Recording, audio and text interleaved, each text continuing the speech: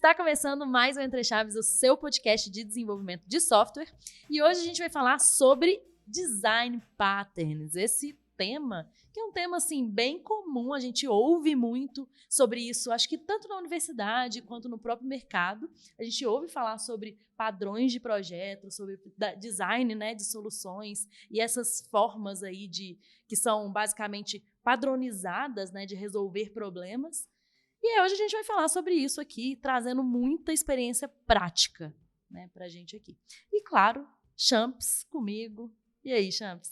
E aí, Fernandinho, tudo bem? Acho que a primeira provocação já de cara é: você sabe sobre design patterns, você usa design patterns no seu dia a dia, você sabe o quanto é importante. Então, assim, para quem já começou a ouvir o episódio, já fica com essa pulga atrás da orelha, porque vamos falar bastante aí dessa importância. Exatamente. Então, para falar sobre isso aqui conosco, estamos aqui com o Ângelo. E aí, Ângelo, você tá bem? Tudo bem, Fernandinha. Se apresenta aí pra gente. Eu sou o Ângelo, sou arquiteto aqui na DTI há quase 3 anos. E já que o Champs fez uma provocação, vou fazer uma também. Todo desenvolvedor já usou design patterns, mesmo que não saiba disso. Olha aí, ó. Olha aí. Cada um polêmica. com uma frase polêmica. Polêmica. E aí, ó. Vamos lá. Isso aí. E com a gente também tá o Cassiano. E aí, Cassiano? Tudo bem? E aí, galera? Hoje eu tô animado demais pra estar aqui com vocês. Eu tô feliz. Tô com o meu mentor aí junto. Não tem? Então tá, galera. Prazer, sou o Cassiano aí, pra quem não me conhece. Acho que esse é o meu 4º episódio. Então daqui a pouco eu já posso pedir a minha 2ª música, né? Tomara que dê. E tô aí na DTI aí, há meus longos quase 1 ano aí. E espero contribuir com vocês. E já que todo mundo trouxe uma provocação, eu vou trazer uma também. Não é porque não é possível saber todos os design patterns que você não pode tentar saber de todos. Nossa, eu tô gostando disso aqui, gente. Esse episódio eu tô muito animada. Cara, é a sinergia, eu tô gostando. Só assim, queria eu tô me comentar sentindo que a entrosado. Fernandinha não fez a provocação dela mas ainda. Exatamente, Vamos ver o que ter vai vir resetar depois. aí. Ai. Então, né, como o Cassiano bem falou aí, o mentor de Cassiano está aqui conosco. E aí, Luiz, tudo bem? Se apresenta pra gente. Olá, pessoal. Obrigado aí pela recepção. Obrigado aí pelo convite de participar. Bom, me chamo Luiz Felipe, né? Eu sou empresário e desenvolvedor .NET, apaixonado por tecnologia, software com qualidade, né? Eu trabalho atualmente em prestação de serviços de consultoria e treinamentos, né, para clientes nacionais e internacionais. E há 3 anos, né, tenho grupos e treinamentos na parte de .NET. E tenho 3 prêmios Microsoft VP, né, recebidos aí por conta das minhas contribuições para a comunidade, né, já fazem aí 6 anos que eu contribuo através de artigos, de gravação de vídeos, de eventos, enfim, de diversas formas, em diversas redes, enfim, né. Tem algumas certificações da Microsoft, estou em busca aí da 10ª e começar a colocar no quadro aí atrás, eu tenho uns quadros aí com o Cassiano, mas uma hora eu coloco às vezes, né. Faz o seu jabá aí das suas redes aí. Das suas pra galera redes te que você achar. tem lá, Luiz Dev, Ah, que é né? isso. Faz aí seu Beleza. jabá. Boa. Perfeito. Então vamos lá. Então eu tenho o meu canal, né, no YouTube, que é o Luiz Dev, né, com S. Tem o meu Instagram, que é o luizdev_oficial. Né? Eu tenho conta no Twitter, embora eu não utilize tanto, mas eu estou lá, como algumas pessoas estão por lá, eu tenho pouquíssimos seguidores lá, tenho 2, sei lá, 3. Eu acabei de reanimar lá meu Twitter, né? Eu tenho a fama lá, mas... E é isso, né? Eu acho que... E me busca lá no LinkedIn também, né? Luiz Felipe, né, com S. Vai com certeza me achar lá. Espero, rápido. Qualquer coisa me chama aí no Instagram que eu passo os contatos. Muito Você acabou massa. de ganhar um seguidor. Aí, ó. Coisa boa, valeu, obrigado. Ao Boa. vivaço também, vou seguir. E sua provocação, Luiz? Qual que é a sua provocação? Vamos lá, a minha provocação, né? Bom, como eu já estou nessa parte de treinamentos, né, há um tempo, uma das coisas que eu mais escuto é: Luiz, como eu começo a usar design pattern nos meus projetos? E a questão é, você sabe por que você quer utilizar design pattern ou você Olha quer aí. simplesmente dizer que seu código precisa ter design patterns para colocar lá no currículo? Esse é meu questionamento. Talvez você não precise usar design pattern só para dizer que usa. Legal, gostei. Tô gostando de todas as provocações. Como a gente falou que eu precisava fazer uma, então vou fazer, né, a minha provocação, que é todo mundo falando muito bem do design patterns, né? Todo mundo falando sobre utilizar, né, ou não. E a minha provocação é: o ChatGPT se preocupa com design patterns? Precisamos de... Boa. Os desenvolvedores no futuro vão precisar se preocupar em aprender ou não? Então, essa é a minha provocação. Não vamos responder nada agora, mas vamos falar, então, para começar esse episódio, sobre, primeiro, conceituar rapidinho o que é design patterns, se alguém está um pouco perdido ainda, né, nessa nossa discussão. O que é design patterns, quais são os tipos ali, né, as categorias, né, design patterns, para a gente entrar mais a fundo aí na discussão. Eu acho que, para começar, assim, design patterns são padrões de projeto. E os padrões de projetos existem porque a gente tem padrões de problemas. Então, para cada, você tem um cardápio ali. Se você tem o problema X, você tem uma solução que encaixa com o problema X. Basicamente, é isso. Mas eu tenho certeza que o Cassiano está com a língua coçando ali para falar mais também, né? Então, eu queria só falar isso, assim, para começar, da minha contribuição aqui. Boa, não, mas excelente contribuição. E complementando, então, né? Que se a gente pensar hoje em design partners, né? É muito comum a gente referenciar direto ao livro lá das 4 pessoas que se denominaram de Gang of Fours, né? E é muito interessante que ele entra muito nessa linha que o Ângelo comentou, que é tipo assim, o que é um padrão de projeto? Todo projeto ele vai ter padrões de problemas, né? Então, que nem, por exemplo, no livro mesmo, eles citam lá muito a engenharia civil, né? A engenharia civil lá, eles tinham problemas que nem, por exemplo, o que a gente resolve quando o terreno ele não é plano, por exemplo, sabe? Ou quando tem algum lugar que pode ter muita chuva, alguma coisa assim. Então, da mesma forma, 4 pessoas que começaram assim a perceber que tinham problemas em comum, falaram assim: "Ei, galera, vamos fazer um conversation aqui, vamos resolver os problemations e tal", né? E criaram ali o livro dos Design Partners. E isso aí originou, então, a fonte de que hoje a gente evoluiu eles, né? A gente tem os Cloud Partners, tem o livro lá, Use a Cabeça, né? E é interessante a gente tentar nivelar aí onde é que usar cada um, né? Nem usar de mais, nem usar de menos. E é importante a gente comentar também dos tipos que existem, né? A gente não comentou ainda, mas lá quando Claro. nasceu esse livro, lá em 1994, que você falou, né? Eu nem sei o ano do livro aí, não, que você comentou 94. ali. Isso. Eles categorizaram os padrões de projeto em 3 tipos diferentes, né? Os criacionais, os estruturais e os comportamentais. E aí, como eu disse, né, o padrão não existe para resolver um problema, porque a gente tem dentro do código problemas estruturais, problemas comportamentais, problemas criacionais. Então, é legal a gente, pelo menos, saber que existe ali, né? Às vezes você está com um código ali que você está parecendo meio feio, alguma coisa, está com alguma coisa estranha.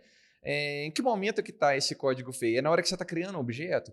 Pô, então, provavelmente vai ser legal você dar uma lida ali nos padrões criacionais, porque talvez tenha uma solução para você ali, né? Então, é legal saber que existem esses 3 tipos aí de padrões de projeto. Cara, é muito legal, assim, eu lembro que quando eu li esse livro, foi uma leitura muito demorada, por causa que até tu encaixar as coisas e tal, mas era engraçado que eu ia lendo e ia relacionando, assim, tipo, pensava, pô, se eu conhecesse esse tal design partner aqui, aquele dia lá que eu tava com aquele problema, nossa, ia ter me ajudado muito, sabe? Isso aí. E, assim, como um ponto que a gente falou aqui é bem relevante, né? Tipo, esse livro é um livro de 94. Então, por exemplo, se eu ler esse livro hoje, a forma que eu vou implementar o design partner do Mediator, por exemplo, é muito mais simples do que está no livro. No livro lá, o Mediator, ele tem páginas e páginas de como tu implementar o Mediator, né? E hoje tu tem uma biblioteca que traz o Mediator para ti. Tá diferente, né? É importante a gente conseguir fazer esse deparo aí com a realidade, mas é muito legal também quando a gente lê o livro assim e vê, eu conheço esse design aqui, ó. É legal. Isso que o Cassiano falou é um negócio legal também. Eu comecei fazendo provocação, né, brincando que todo mundo já usou um design pattern e tal. E hoje em dia é muito mais fácil implementar um padrão assim, né? Por exemplo, vou citar aqui o Builder, né? Dos criacionais lá. Hoje em dia, eu sou javeiro, tá, gente? Então, gosto de dar exemplos do Java, de onde eu me sinto mais confortável, onde, né, pagou meus boletos até hoje. Então, hoje em dia, a gente tem a biblioteca lá muito usada no Java, o Lombok, e quando você usa o Lombok dentro da sua aplicação, você pega uma classe lá, um DTO, alguma coisa, você coloca o @builder lá em cima, automaticamente você já ganha todos os métodos lá do padrão de projeto que é o builder, né? Para você não passar um monte de objeto, um monte de parâmetro ali para o construtor e tal. Enfim, é muito fácil você implementar o padrão builder, por exemplo, hoje. É simplesmente coloca o Lombok no seu projeto e coloca a anotação, @builder. Pronto, já implementou esse padrão, sabe? Então, realmente, de 94 para cá, graças a Deus, né, muita coisa evoluiu.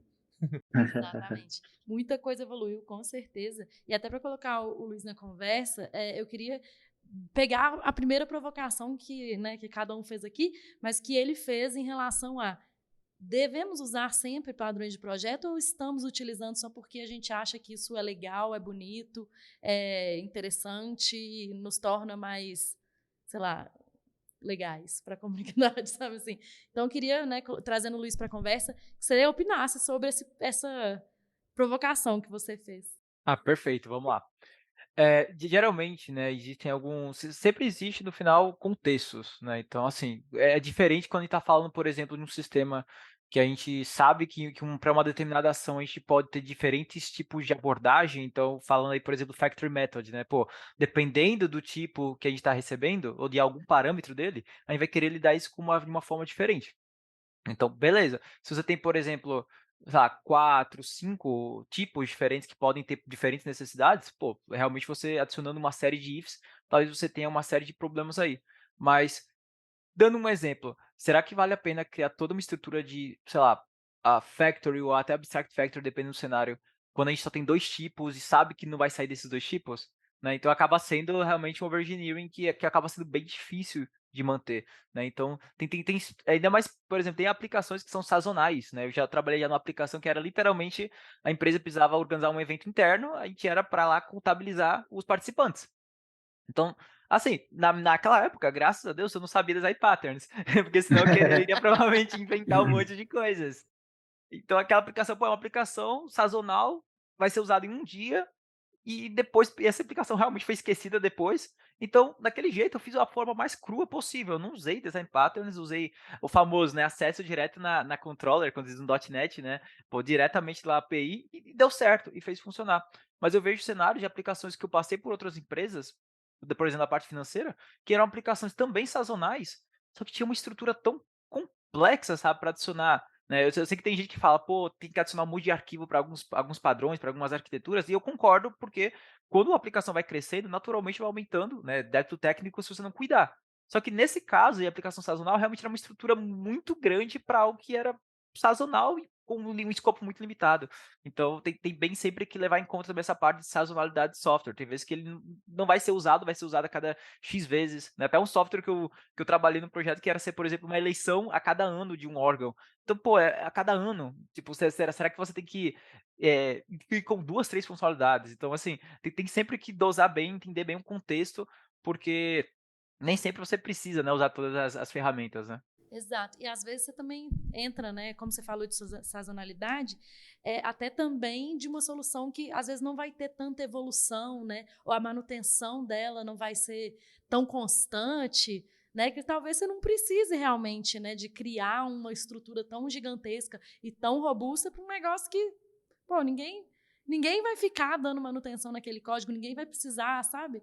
Então, eu concordo, faz muito sentido isso que você está falando, né, da gente avaliar bem o problema, né, para entender se a solução é realmente a aplicação de design pattern. A gente sempre fala aqui no Entre Chaves desse depende, né? E eu acho que nesse caso é a mesma coisa, né? Assim, vai ter o ponto em que o custo-benefício de você implementar o design pattern ali vai ser melhor do que não, né? E pensando aí até na prática mesmo, dependendo da senioridade do seu time, dependendo de diversos fatores, porque o Ângelo mesmo falou, né? A gente tem diversas abstrações que ajudam a implementar os design patterns, mas você tem que entender, você tem que saber usar, e saber replicar, e saber alterar se necessário, etc.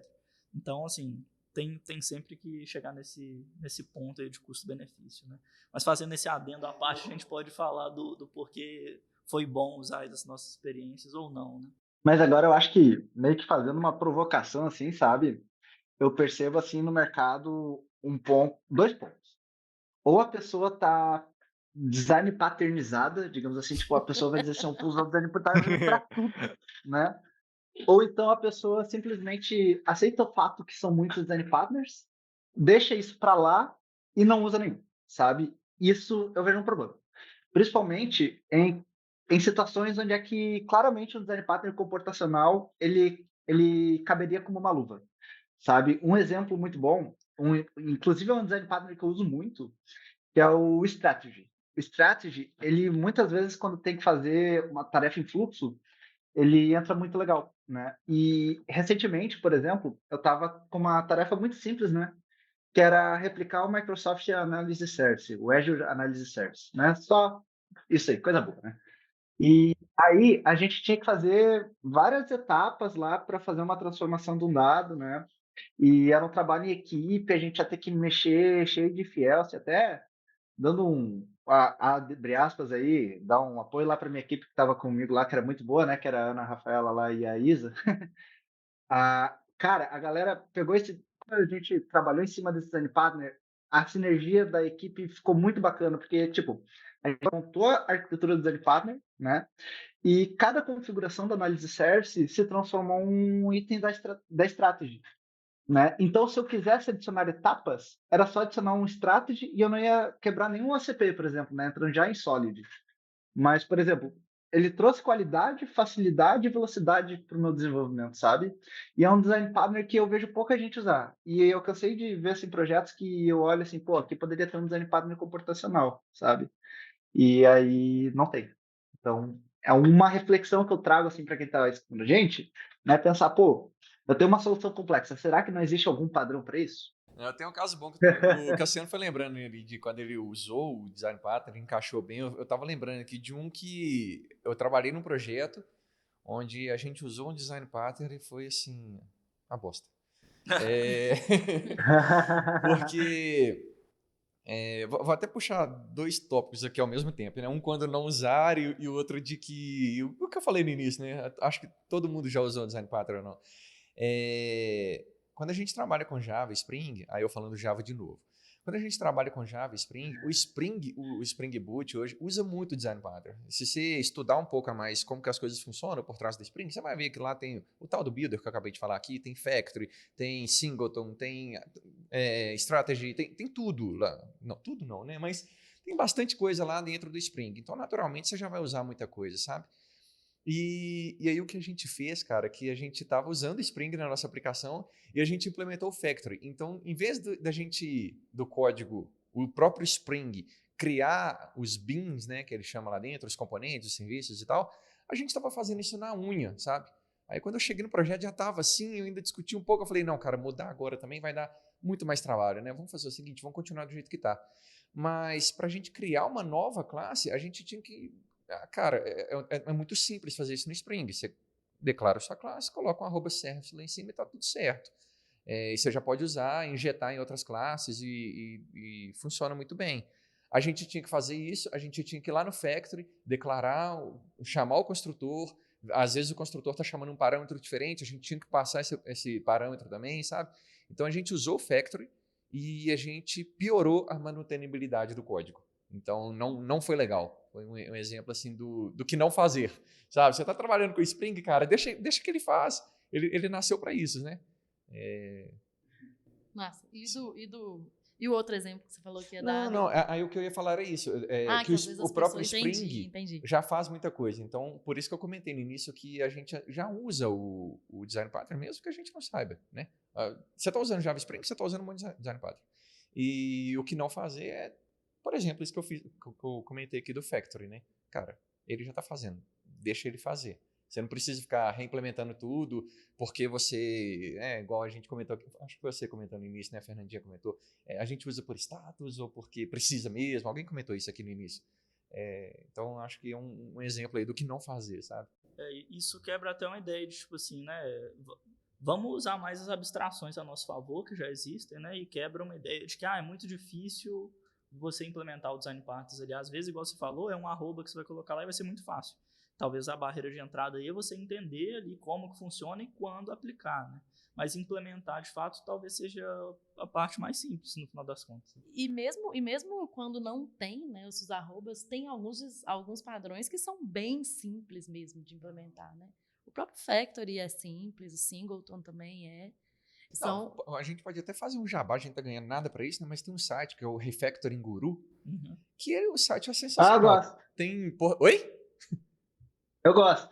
Então, Eu gosto ele tem o conteúdo em português e inglês, ele tem todos os design patterns lá do Gang of Four lá, ele divide por categoria, ele tem exemplos em todas as linguagens de programação, C++, C#, Java, Python, PHP, blá, blá, blá, tem todas essas linguagens de programação, ele fala prós, contras, faz analogia com o mundo real, é sensacional. Eu já usei esse site nas minhas mentorias aqui na DTI. É muito bom. Outra estratégia aí de aprendizado, só comentando em cima aí que eu usei recentemente, eu dei uma lida na parte mais teórica ali de algum design pattern específico e pelo menos para mim, eu gosto muito de aprender com a coisa mais prática, ali, o código mais prático funcionando. Então eu perguntei o ChatGPT, ele gerou para mim ali um código na linguagem que eu queria, usando o design pattern que eu queria, e se eu não entendi alguma parte, eu falava para ele, eu não entendi o porquê disso aqui. E aí ele me respondia, e eu começava a ver sentido ali e tal, e tentar construir para mim o que era, né, algo que fizesse sentido de eu acabar usando aquele design pattern, né, uma estratégia mais moderna que... Moderna, né? Pois é, eu ia falar alguma coisa bem parecida com isso, assim, de que uma possibilidade também seria, porque na hora que você começou a falar, eu imaginei que era mais ou menos uma coisa como essa, que eu vou contar aqui, que era como se fosse assim, né? Você pegar um trecho de código, claro, né? Num GPT que não seja o GPT gratuito, né? Que, enfim, não tem tanta segurança de dados sensíveis, mas você conseguir pegar um código que você quer refatorar e pedir para o GPT aplicar algum design pattern ou design pattern mais que mais combina, né, que seja mais aderente àquele código Melhora o código para aí pra resolver nós. aquele problema. Talvez ele, apesar da provocação que eu fiz no início, né, sobre o GPT e design patterns, acredito que por ele ser treinado em nossos dados, nossos próprios dados, e design patterns ser um negócio extremamente difundido, né, assim, difundido na comunidade, provavelmente ele vai conseguir aplicar bem, né? Na verdade, eu tenho uma comprovação da sua tese. O que rola? Eu uso o Copilot hoje, né? E se eu estou codando alguma coisa e eu quero usar um design partners e eu começo a usar os padrões de nomenclatura daquele design partner, o Copilot ele é inteligente o suficiente para me dar sugestões em cima daquele padrão de nomenclatura daquele design partner, sabe? Isso é muito legal. E, Luiz, eu queria também que você contasse um pouco da sua experiência, porque você tem, né, seus canais e tal, que você compartilha sobre arquitetura, sobre .NET e tal, mas, você, inclusive, a gente estava conversando aqui anteriormente, você tem uma série sobre design patterns, né, e que você conseguiu entender um pouco mais sobre os conceitos e tal, e encontrar exemplos. Então, conta pra gente aí alguns exemplos de aplicação e que você conseguiu aplicar, né? Claro, vamos lá. Perfeito, vamos lá. Então, né, em alguns dessas partes desses conteúdos, né, eu acabei consolidando alguns deles como parte de um exemplo maior, né. Então, por exemplo, alguns patterns que hoje em dia que podem ajudar bastante, né, que até mesmo eu encontrei em alguns projetos meus, né, é o comentário até o padrão Builder, né. Então, assim, o padrão Builder, o nosso caso tinha um problema, né, em projeto de telecomunicações, né, para fora, e lá nele tinha um objeto. Então, tem cerca de 3, 4 tipos desse objeto, né, com o objeto mesmo base. Só que qual era o problema? O problema é que em alguns momentos, algumas propriedades desse objeto iriam alterar como ele ia ser tratado em diversas partes do processamento dele. Então, quando a gente, por exemplo, ia montar um objeto desses, a gente tinha que fazer uma série de alterações internas dele, e o padrão Builder ajudou muito nisso, porque senão a gente ia ter que passar um new object, passar um monte de parâmetros, só que era um monte de parâmetros que era muito difícil de manter, porque não tinha um significado legível, né? Você só via um monte de parâmetro lá e você não sabia se mudar o true para false aqui ia impactar totalmente como ele ia ser tratado do nossa esteira de processamento, né? Então, um desses projetos, né, como eu até comentei, né, teve esse exemplo que eu apliquei em um treinamento, mas esse exemplo que foi diretamente impactado por essa experiência, né, nesse projeto. Outras experiências foi também nesse mesmo projeto, foi sobre o padrão strategy, né. Então a gente, pela mesma razão, né, que a gente tinha alterações na hora de construir o objeto, a gente também tinha alteração como ele ia ser processado, né. Então, se essa propriedade ela é desse valor ao invés desse valor, né, infelizmente a gente acabava cuidando muito de strings, né, a gente tentava mudar para algumas coisas para enum, mas por a questão de integração com o sistema um pouco mais antigo, a gente tinha que acabar tratando muito com string. Se for nesse caso, a gente tem que ter um tratamento diferente na nossa esteira. A gente acabou utilizando o padrão strategy por conta disso, né? Até dava para combinar um pouco com o factory method para ter geração desses strategies, né? Então tem vários projetos desse tipo que davam certo, né? Que deram certo, na verdade, esses padrões, mas também tinha alguns que não deu tão certo, que ficou bastante manutenção, mas eu posso falar isso em outro momento se não for. Não, ouvir o exemplo que não dá certo é bom demais, né? Igual o que o Michel trouxe, eu acho que são...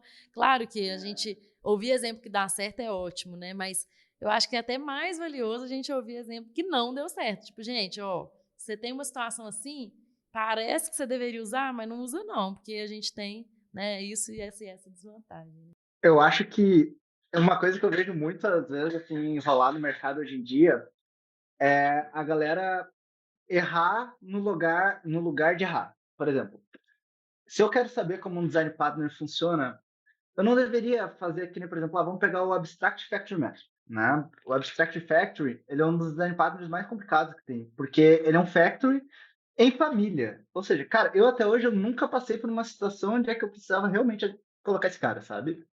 Então, por que que eu vou testar ele em produção, sabe? Por que que será que eu não faço um projeto para mim entender como ele funciona e aí trazer para minha realidade, sabe? E isso é uma coisa que acontece muito. E não só que nem, por exemplo, com os do Ganga 4. Por exemplo, eu já vi muitos microserviços que não tem. Esse aí é fora do Ganga 4, esse é um Cloud Partner, né? Que não tem Circuit Breaker e Retry Policy. E, pô, cara, se você ama o seu microserviço, se você não quer que ele dê problema, coloca um Circuit Breaker, por favor, sabe? Porque quem talvez tenha microserviço saiba do que eu tô falando e vai saber qual é que é o problema que ele vai ter se ele não colocar isso aí, sabe? Mas esses pontos, sabe? Saber onde é que colocar é muito interessante. Só que, assim, eu acho que a gente até está abordando, assim, dos problemas de usar e das vantagens de usar. E eu acho que a galera que está ouvindo a gente deve estar se perguntando assim, pô, cara, o que que eu faço da minha vida? Eu não sei, sabe? Eu vou entrar num limbo, vou vender miçanga. E eu diria assim, se a pessoa realmente está passando por isso, está com esse pensamento, dá uma lida no livro do Design Pattern, no Ganga 4. Porque no livro, tipo, por mais que ele não for entrar no detalhe da implementação, os 4 autores eles descreveram muito bem quando tu usar cada design pattern. E os exemplos do livro são muito bons, sabe? Tipo, ele tem página ali só dizendo, cara, por que você usa, por que você não deve usar, sabe? É muito legal, assim, a forma como eles são mostrados. E aprendendo ao adendo, né? Só que não tem uma fórmula, porque assim, ele tem a receita, né? Como se diz, né? Ele descreve o problema, ele descreve a solução. Mas muitas vezes você vai precisar ou de adaptação, ou muitas vezes talvez não seja nem alinhado para aquele momento. Né? Então é importante essa parte de. Porque até você comentou, pô, você vai lá e tenta aplicar um padrão só porque é legal, né? Pô, Abstract Factory mesmo quando só tem uma família, né, de processamentos. Só que eu já tive que manter muito código que a pessoa quis como se fosse usar o projeto da empresa como se fosse um playground. Né? Nada contra, tá? Projeto para realmente melhorar as coisas. Tá, mas evita usar o projeto da empresa, da consultoria e tudo mais, como playground, porque você acaba dificultando a manutenção para os outros coleguinhas, né? Então então é complicado. Até eu brinco que até num projeto eu adicionava o tempo que eu tinha que refatorar, eu brincava, eu vou lançar minhas horas na sua tarefa, hein, porque você bagunçou ela. Esse ponto que você trouxe é bem importante mesmo, né? Às vezes desenvolvedores ficam muito na ânsia de aprender, né, sobre algo ou querem estar surfando na crista da onda e às vezes esquecem justamente isso aí que você falou, que alguém vai dar manutenção no código deles no futuro, né? Ou que aquilo ali precisa, não necessariamente alguém está pagando por aquele tempo que ele está gastando para fazer aquilo, né? Então, assim, às vezes é importante mesmo a gente voltar para a realidade e conseguir, de fato, entender onde utilizar as coisas da melhor forma. Tipo assim, qual é o melhor momento de utilizar certas coisas mesmo. Sempre né? pensando no dev do futuro, né? Sempre. Porque vai ter momento que é melhor usar justamente por causa do dev do futuro. Justamente por causa do dev do que futuro. vai precisar escalar, vai precisar mudar, vai ter que colocar uma nova feature, sei lá. Mas vai ter momento que é melhor não usar porque, cara, tá ali, você tem uma classe de 1000 linhas, tá horrível. Beleza, mas a última vez que você mexeu nela tem 3 anos. Exatamente. E você vai mexer agora e não não tem previsão nenhuma de mexer de novo? Não deixa. Cara, excelente ponto. Esse exemplo que eu dei antes ali do strategy que eu usei, se eu não usasse strategy lá, eu teria feito provavelmente uma classe com 1000 linhas. Né? E o fato de ter usado o strategy ali deu no máximo 100 linhas por cada estratégia, sabe? Na verdade, até, tipo, quando a gente conhece os strategies, os design partners, é muito fácil da gente conseguir olhar outros padrões, outros livros, outros conhecimentos e conseguir relacionar assim a utilidade dele. E nem, por exemplo, um partner que ele combina total, na minha visão, assim, com Clean Architecture é o Template Method, né? Por quê? Porque o Clean Architecture, ele fala de tu segregar o teu código mutável e o teu código não mutável, né? Então, por exemplo, aquele código lá que tu vai mexer o mínimo possível, tu vai colocar na parte dos mínimos possíveis. E o que for mutável, tu vai colocar no mais mutável possível, né? Só que como é que a gente faz naquela parte que o não mutável vai ter que mudar, né? Que nem, por exemplo, tem um CRUD não muda, mas a regra de validação muda, né? Então, o template method dele é legal, que nem, por exemplo, eu tenho um CRUD base lá, E aí, não sei se vocês, talvez, muito possível que vocês já tenham passado por isso aí. Quando você chega naquele momento que eu tenho um método para ser sobrescrito, né? Mas eu não tenho certeza se eu posso reescrever ele totalmente ou eu tenho que deixar o super lá, né? E aí a gente se desafia assim, de dizer, eu vou ter que descobrir isso aqui da pior forma, né? E aí a pessoa executa lá para ver se vai dar, ou pior ainda, publica, né? Para ver se vai dar ou não. E aí o template método, primeiro ele já traz essa ideia aí de, por exemplo, ele é um método, de fato, como um template em um padrão, né? Em algum código, e ele ainda te sugere usar o nome, a nomenclatura template método. Ou seja, se tu tiver lá esse padrão de nomenclatura, significa, cara, pode sobrescrever, sabe? Vai sem medo, sabe? Confia.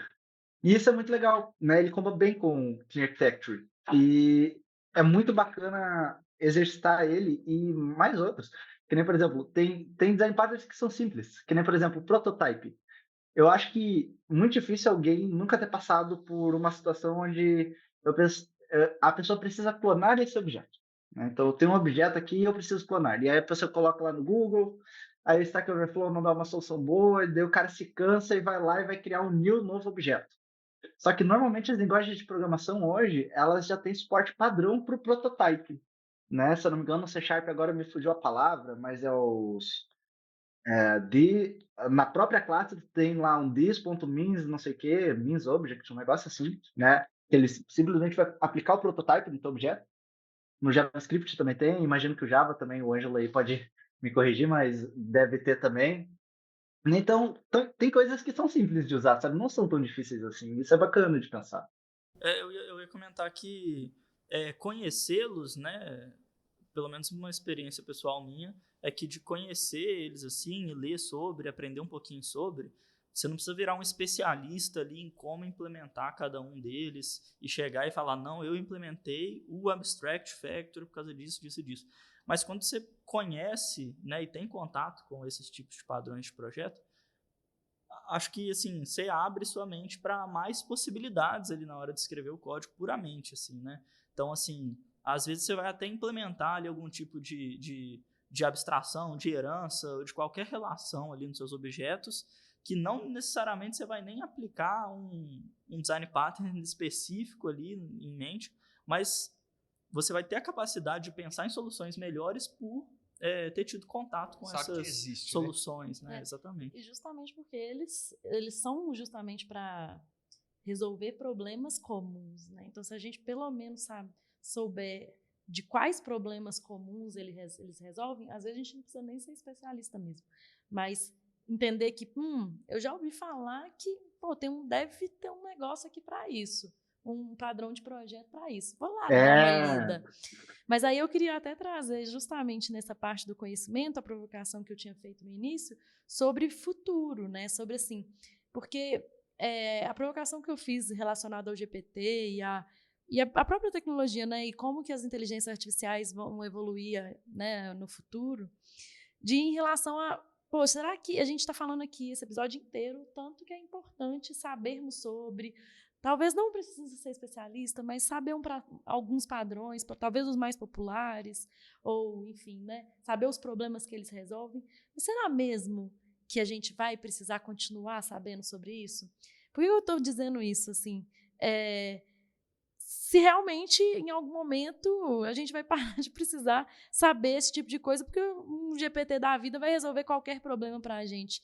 Que a gente vai descrever o problema e ele vai resolver. Ou até um passo antes, né? Talvez hoje, se eu pegar um problema clássico lá de padrão de projeto e colocar no GPT que é isso que eu quero e pedir para ele produzir o código, será que ele vai produzir o código melhor utilizando um padrão de projeto? Também não sei. Então, eu queria ouvir a opinião sua sobre Acho esse que pode tópico. até chegar um tempo assim que a gente não vai precisar saber, sei lá, daqui a quanto tempo, quantos anos. Mas lá vai eu dando exemplo de Java de novo. Antigamente não existia Spring Boot. Então você tinha que configurar o seu Spring e era muito chato você configurar aquele XML, configurar o servlets, configurar a autenticação, era muito chato. Hoje em dia existe o Spring Boot, existe até o site lá, Spring Initializer, você coloca as bibliotecas que você quer ali, baixa e aquilo já está rodando, sabe? Mas isso não funciona 100% dos casos. Para falar a verdade, eu acho que funciona só para API de POC, API para você estudar, para você aprender e tal. Mas para você colocar em produção, você simplesmente baixar o negócio do Spring Initialize ali e fazer o seu código e colocar em produção, eu duvido que vai funcionar. Você vai ter que configurar aquilo direito, você vai ter que integrar com algum outro sistema do cliente, integrar com algum sistema de autenticação e por aí vai. Então, você consegue fazer isso se você entender o que está por trás. Estou falando isso porque eu acho que vai acontecer uma coisa parecida com o que eu estava falando aqui do Lombok, implementando Builder e tal. Vai ficar cada vez mais fácil. Né? De ficar cada vez haver mais abstrações. Mas elas não vão encaixar 100% para o que você precisa. Você vai ter que entender o que está acontecendo por trás ali para você adaptar para o seu problema, para o seu contexto e por aí vai, sabe?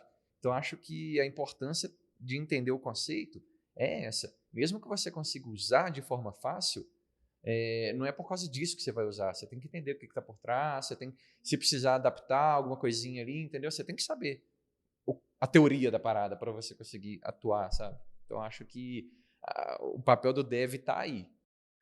Eu acho que excelente ponto. Na verdade, um deparo que a gente pode fazer é muito interessante, é o seguinte. Hoje, no .NET lá, a gente tem a configuração de gestão de dependência, por exemplo, né?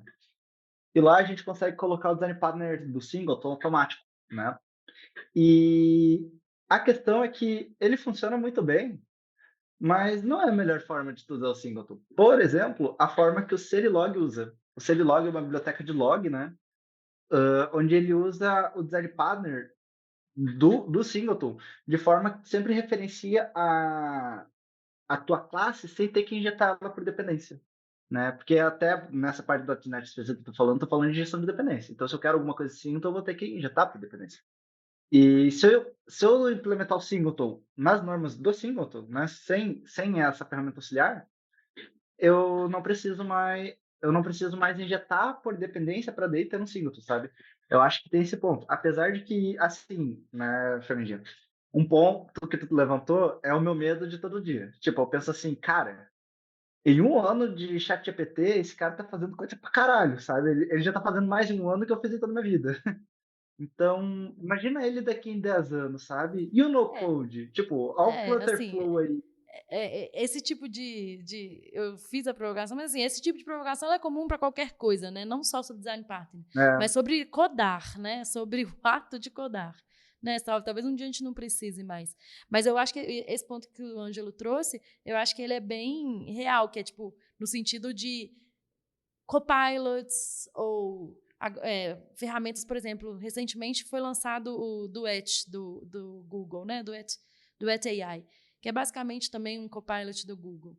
E, assim, esse tipo de ferramenta, talvez em algum momento eles vão, sei lá, analisar seu código e refatorar automaticamente, sabe? Assim, você vai fazer lá um tanto de if e ele vai mudar para um padrão de projeto, né? De um factory da vida, ou enfim. Então, talvez essas ferramentas elas vão analisar seu código realmente em algum momento da vida, que você vai fazer um código porcaria e eles vão fazer um código perfeito. Né? Assim, mas talvez, né? Se a gente avançar mais no ano, talvez nem código a gente vai fazer. Então, assim, sei lá, eu acho que eu fiz a provocação, mas eu não acho que tem resposta, não. E eu tenho medo. Eu acho que a gente vai ter que acompanhar, ver e chorar. Eu tenho até uma contribuição para fazer sobre isso. Tem uma pesquisa, né, que foi publicada pela CodeSyn.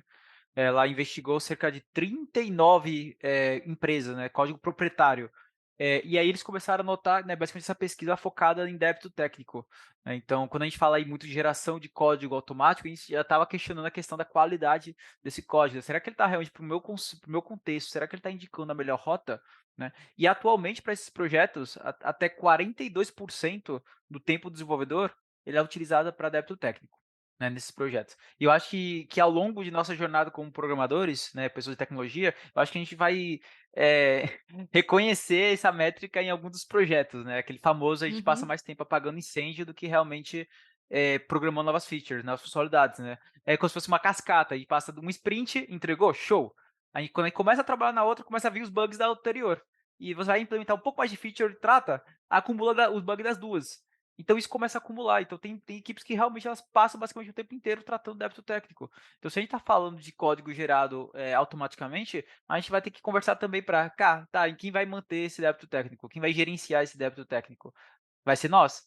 Nós que vamos ter que entender o conceito, o contexto para entender, pô, por que isso aqui é realmente tá dando problema, né? Por que no nosso contexto não está funcionando? Então, e até ele dá uma métrica, né, a menos de 10% dos gestores, né, de negócio, eles realmente ativamente eles gerenciam o débito técnico. Então, se a gente juntar isso, é uma receita para. Se é isso, é um cenário atual, se a gente está falando de geração e confiança cega em código gerado automaticamente, pode ter certeza que vai se amplificar esse problema. Então, e no final, é até conta de padeiro, né? Assim, sei lá, se a gente tem uma equipe de 10 pessoas, 10 programadores custam, sei lá, 10 mil cada, 100 mil, se eles gastam 42% do tempo tratando incêndio, estamos falando aí de 42 mil mensal, basicamente refazendo coisa que já era para estar pronta. Que já se supõe que deveria estar pronto. Então, eu gosto de trazer essa métrica também, porque do projeto que a gente trata em sage, não é só tratar em sage, não é só tempo, né? A gente tá falando também de questão de negócio de empresas que realmente que tem esse problema, né? E com a parte de geração automática, tende a se impactar mais ainda, né? São números que assustam, né? Mas aí o único contraponto assim é que as ferramentas de geração de código do passado eram assim, as de hoje são muito melhores, né? melhores. E só tende a melhorar. Então Tô te sendo assim, educado, né, Ângelo? então eu tô Claro. tentando dar uma O visão GPT Não, mas eu diferente, concordo com você, eu mais concordo, otimista assim, eu pro concordo. lado da IA, Eu né? também sou mais otimista nesse lado Pro aí. lado da IA, Acho que eu elas acho estão que elas estão melhorando. melhorando e a tendência é só melhorar exponencialmente para mim. Mas assim, independente das IAs, por exemplo, chegar em um momento que elas vão ser capazes de gerar códigos e códigos tão bons que vão usar com perfeição os design patterns que a gente está falando aqui, eu não acho que isso anula ou diminui a necessidade da gente conhecer ou estudar sobre Concordo. isso, porque, assim, Exato. por mais assustadoras que sejam as inteligências artificiais, durante toda a história da tecnologia sempre foram criadas novas camadas de abstração, igual o Ângelo bem mesmo disse aí do Spring, que antes não tinha, mas também das linguagens, que era linguagem de máquina, que era... E assim, conhecer mais especificamente como as coisas funcionam sempre agrega no final das contas, sabe? Então, acho que mesmo que no final das contas o código seja 100% gerado, né, e eu nem preciso pôr a mão ali, eu conhecer por trás ali como que aquilo funciona é um conhecimento que ele é útil e que ele pode vir a ser útil mesmo nesses cenários, entendeu? Não, eu concordo, tá? Assim, Fernando, eu concordo. Só que eu acho que às vezes eu acho que eu acho que às vezes a gente é ingênuo de pensar de que a gente vai continuar sabendo de tudo. A gente não sabe, coisa que meu pai, outro dia que estava aqui no episódio, sabe como que funciona. Então, assim, a gente não sabe de tudo, né? De como que funciona o negócio ali no bit, não sabemos. Então, assim, eu acho que a gente às vezes é meio ingênuo de achar que a gente vai continuar sabendo de tudo. Às vezes vai ter lá um gerador que eu vou só falar assim, que ele vai analisar a minha classe e vai falar assim, você precisa usar um padrão builder aqui agora. Eu vou clicar e ele vai gerar o meu código. Entendeu? Assim, eu não vou precisar saber. Vai ser lá um tag, vai ser lá um arroba, eu não vou precisar saber. Assim, claro, vai ter gente que vai continuar sabendo, as pessoas mais sêniores provavelmente vão continuar sabendo, provavelmente, a maioria. Mas eu acho que, assim, muita gente vai ficar sem saber mesmo. E é isso. Mas eu acho que tem um ponto aí, sabe? Eu acho que a gente tá... Eu acho que a gente tem que pensar... Com certeza isso não seria hoje, sabe? Eu acho que isso é daqui a alguns aninhos, sabe? Que nem comecei, sabe? Daqui 10 anos eu acho que o ChatGPT vai dominar o mundo. Mas, tipo, que nem hoje, eu e o ChatGPT, nós somos muito inimigos, sabe? Que isso, Cassiano? Não por... Não, você vai ser não. cancelado. Cara, olha só, é que assim, eu acho que muita gente vai vivenciar o que eu vou falar agora, mas existe muito aquela situação, tipo, eu preciso que o ChatGPT me ajude. E aí, tu vai lá, vai pedir a resposta para ele, e tu tá confiando nele, cara, tu depositou tua confiança nele, tu foi lá e apresentou para alguém. E aí, aquele alguém lá te falou assim, não, mas isso não é assim. E aí, tu joga lá no ChatGPT e ele diz assim, desculpa, não é mesmo, na verdade ele é assim, assim, assado. Nossa, É o dá que o Luiz raiva. falou, né? O que o Luiz falou, que às vezes, assim, né, se você confiar cegamente nele, você vai produzir códigos piores até, né? Eu acho que muito serve também o que o Ângelo comentou antes, da gente ter o olhar técnico, sabe? Agora, sem brincadeira, ser contra a favor do ChatGPT, na verdade até uso muito, né? Mas que rola? O ChatGPT, se tu pedir para ele gerar um código lá de 1000 linhas, ele vai gerar um código que vai ter as 1000 linhas. Mas será que essas 1000 linhas elas vão escalar, né? Ou que gere 1000 números, né? Esse é o ponto. E nós termos o olhar técnico, por que a gente sabe de padrão de projetos hoje, né? Hoje é 2023, né? Daqui 10 anos eu já não sei.